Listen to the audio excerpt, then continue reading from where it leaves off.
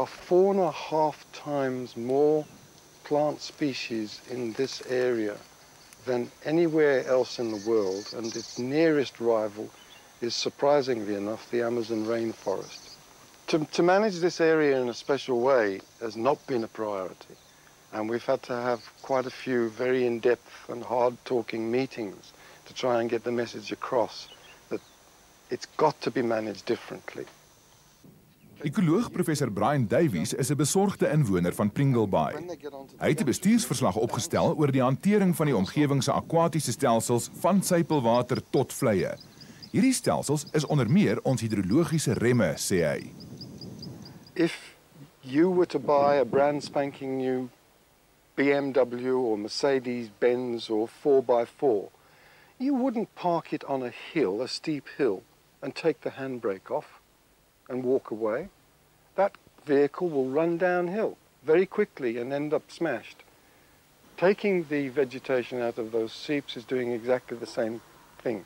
It's taking the handbrake off the rate at which the water reaches the lower village. It's accelerating the rate at which water reaches the lower village, and hence worse flooding now than we ever had before.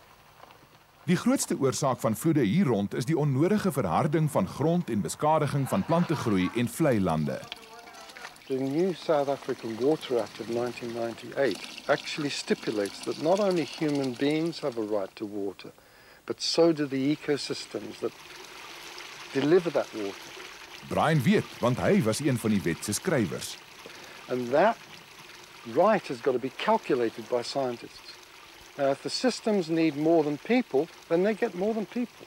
En nou raak dit krities, veral as mense in ag neem dat elke oop spasie van padskouers tot leë erwe al klaar die laaste woonplek vir water geword het hier rond.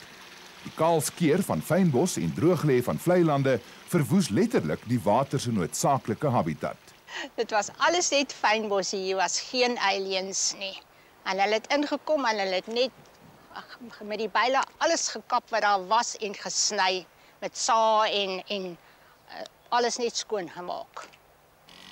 Well, this earth was absolutely beautiful. It was a multicolored tapestry.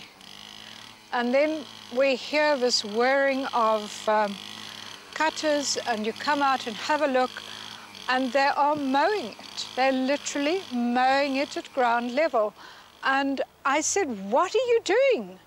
No, we've been told just to leave the protea, and as you see, they have left just the protea, or what they are able to define as a protea. And that's it, a flattened earth. What was a garden? There you go.